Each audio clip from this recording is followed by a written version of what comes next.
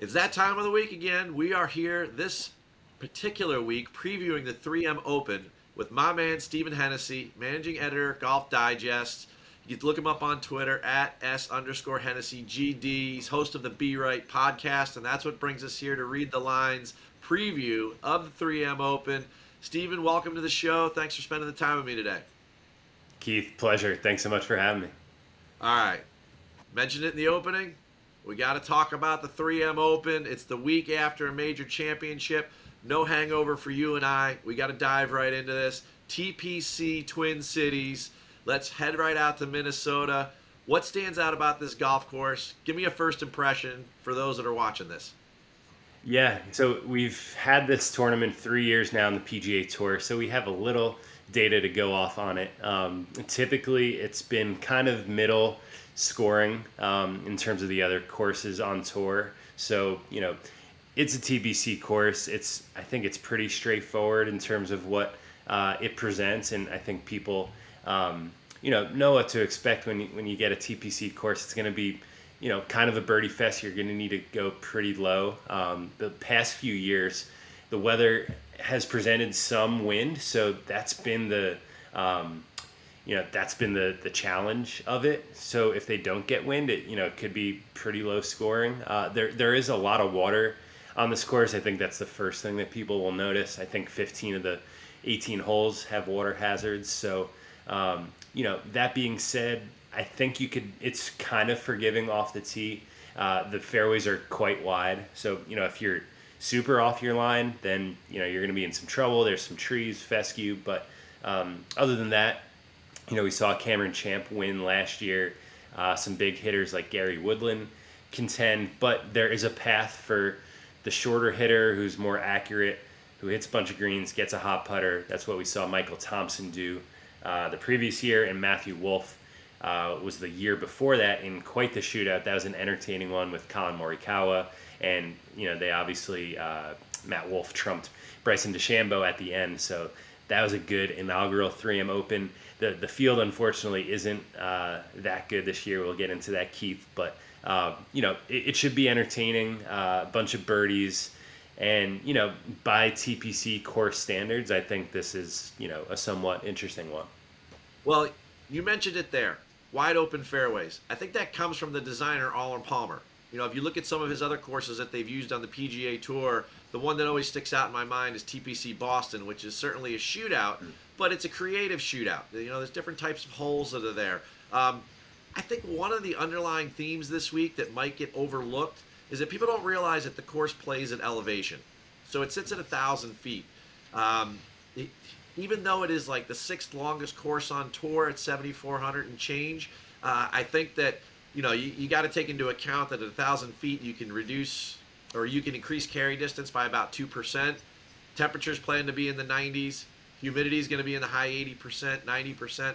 I think the course is almost going to play 45% shorter than what it looks like on paper. Do you think that's why the longer hitters like the Matt Wolffs, the Johnny Vegas, as you mentioned, Gary Woodland, of course, Cam Champ being one of the longest on tour, do you think that's why they have such an advantage here?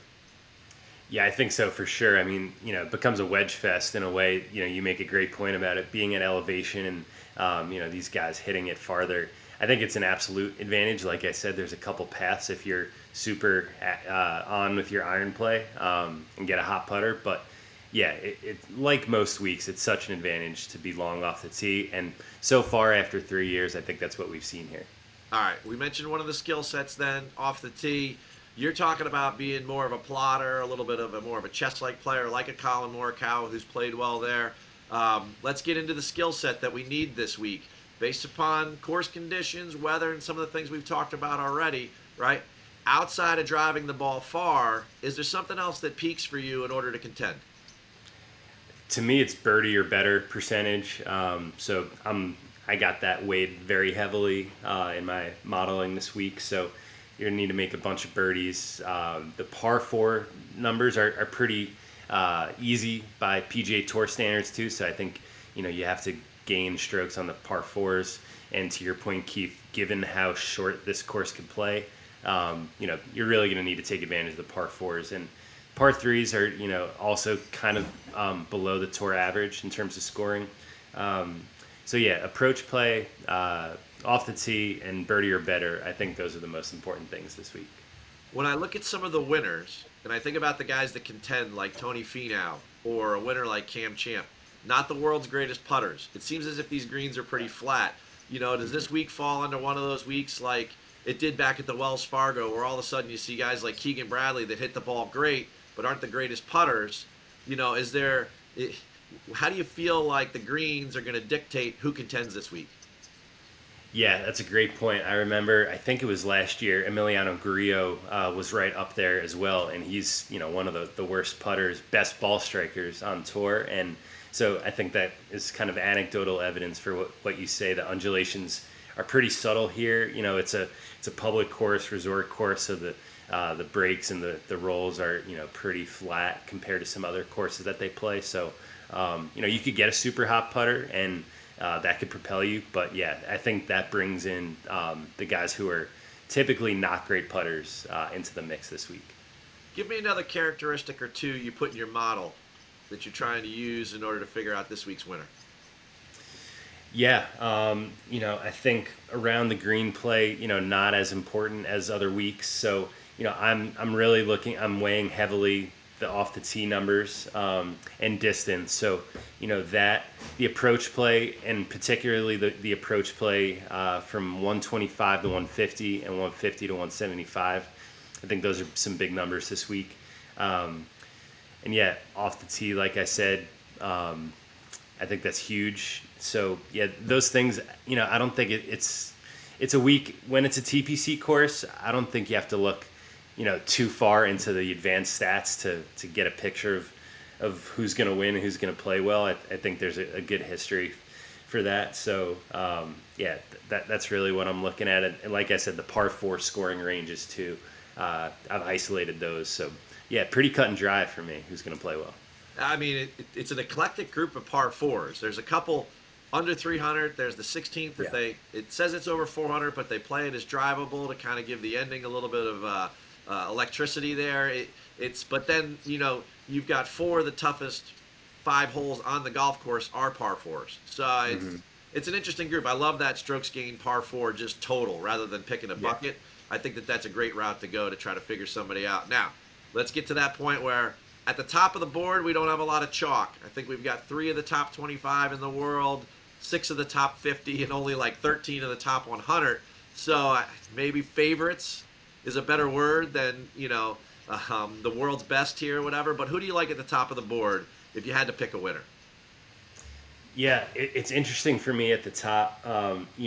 There's a lot of things in play with these guys at the top. I mean, Hideki Matsuyama, Tony Finau, those are 2 names that have been rumored and associated with the LIV Tour. So it's actually interesting to see them in the field. Both of them are obviously coming over from the Open. So that's another facet here. Sungjae Im, same thing. He played at the Open.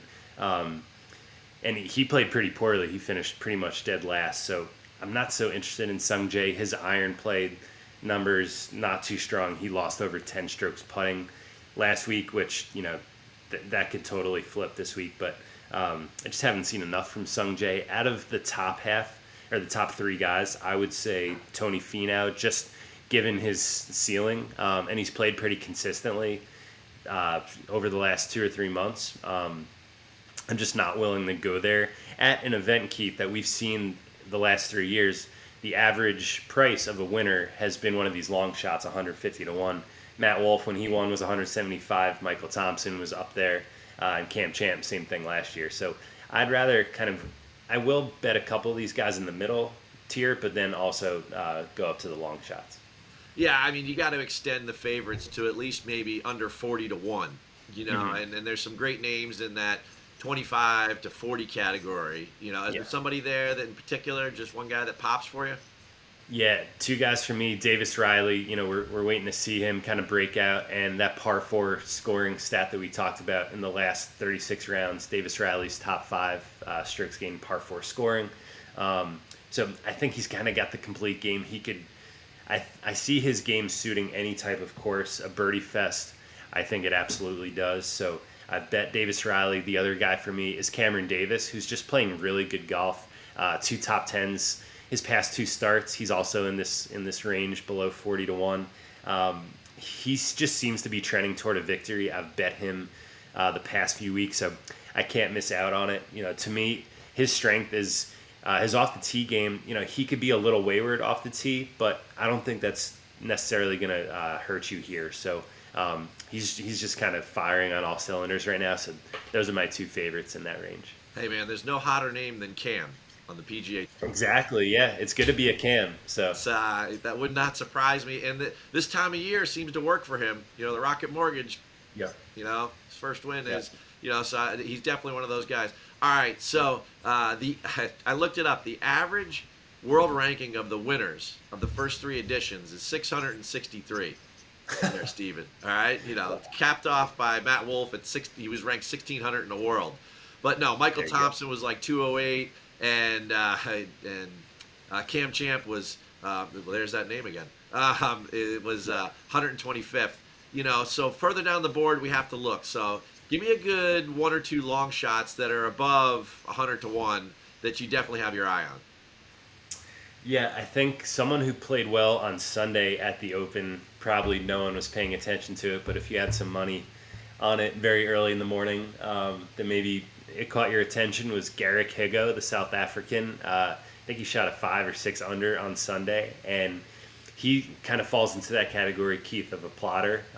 But, if his game is completely on like we saw Sunday at a major championship, the 100-1 that you could find on Garrick Higgo, a PGA Tour winner last year. Again, I think it's the complete game with him. He doesn't necessarily do one thing really well, but just seems to be clicking on all cylinders. So I think Garrick Higgo is pretty interesting. Well, he's proven on that DP World Tour.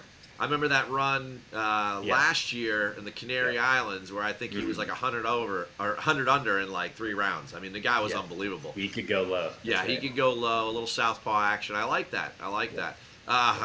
Anybody else there further down the board? Maybe even deeper than 100.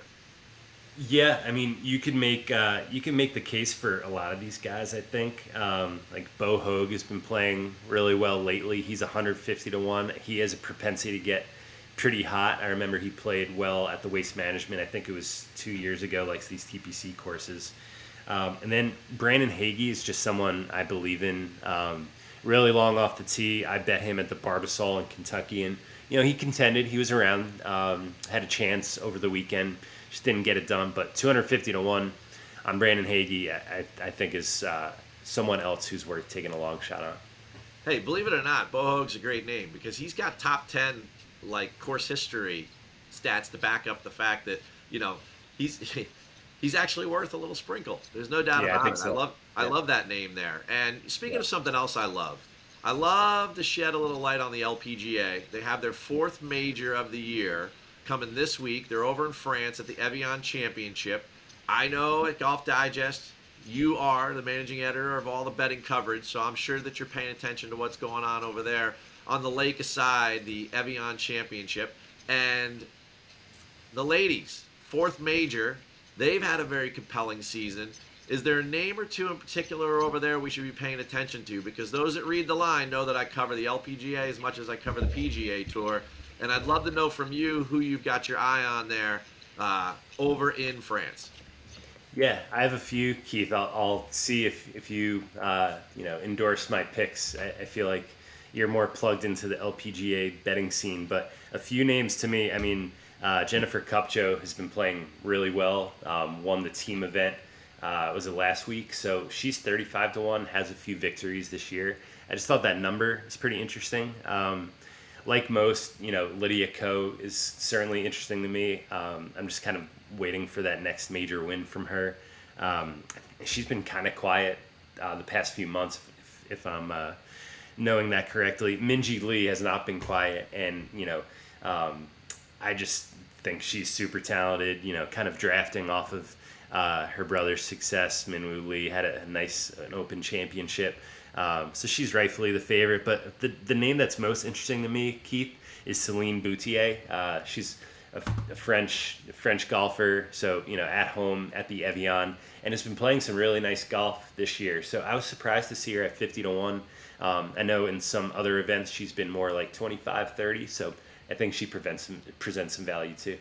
You know, I think in a major championship, I love that Celine pick because ball striking wise, where we're playing there at the Evian, you're going to get a lot of uneven lies, a lot of uphill, a lot of downhill. And she's a great approach player. She's a great tee to green player. Doesn't always pop with the putter. And length can be a little bit of an issue for her. And it's a major championship. So if she can get the ball and play off the tee, and definitely her approach game can help her contend, but it's her length that holds her back, which is why she won the ShopRite. It's one of the shorter events on tour.